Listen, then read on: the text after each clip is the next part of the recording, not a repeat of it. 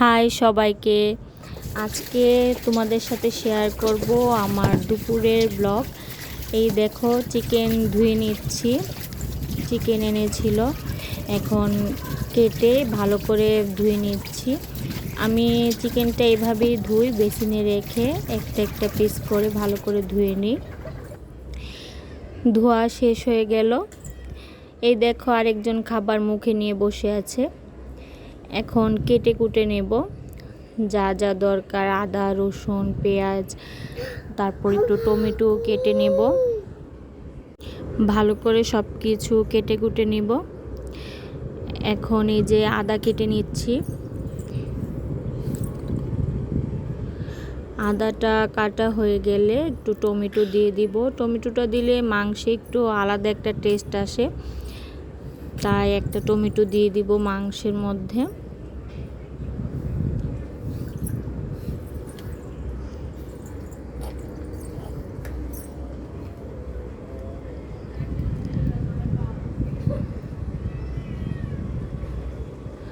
এবার আদা রসুনগুলো বেটে নেব। আমি বাটা মশলা দিয়ে রান্না করি। যা আদা রসুনগুলো বাটা শেষ হয়ে গেছে,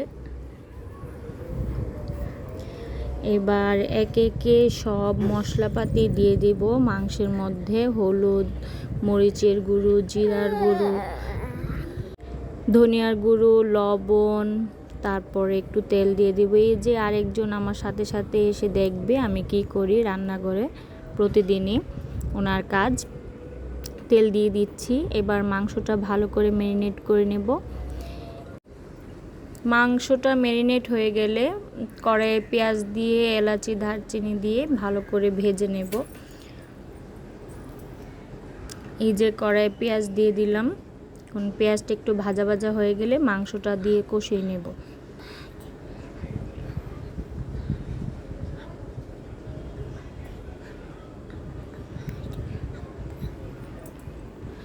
এই যে মাংসটা কষিয়ে নিচ্ছি ভালোভাবে।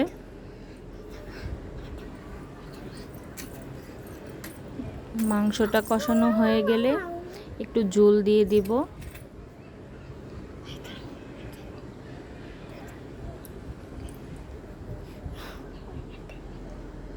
মাংসটা কষানো প্রায় শেষ, এখন জল দিয়ে দিব। এই যে দেখো মাংসটা ভালোভাবে সিদ্ধ হয়ে নিচ্ছে। মাংস রান্না হতে হতে আমার মামুনিকে স্নানটা সারিয়ে দিলাম।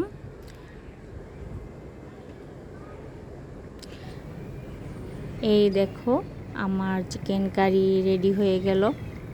এবার একটু পোলাও রান্না করব। পোলাওর চাল আগে ধুয়ে রেখেছিলাম, জল সিদ্ধ হচ্ছে।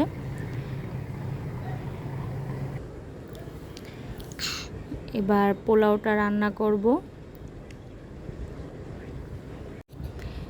এখন চালগুলো ভেজে নিব।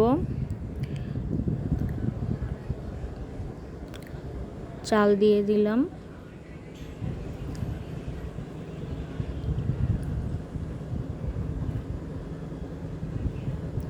আজকে দুপুরে শুধু মাংস আর পোলাওই রান্না করব।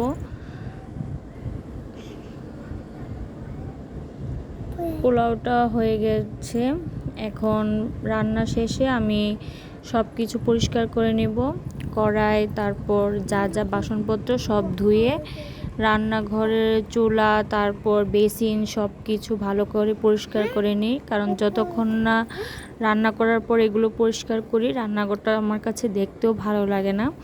রান্নাঘরটা ক্লিন হয়ে গেলে দেখতেও অনেকটা ফ্রেশ ফ্রেশ লাগে।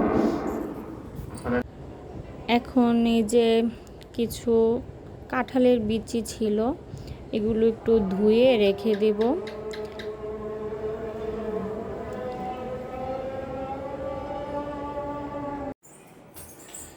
এই যে বেসিনগুলো পরিষ্কার করে নিচ্ছি। আমার পরিষ্কার করা প্রায় শেষ। তো বন্ধুরা, এই দেখো রান্নাঘরটা পরিষ্কার করার পর কত ভালো লাগছে। আজকের ব্লগটা এই পর্যন্তই।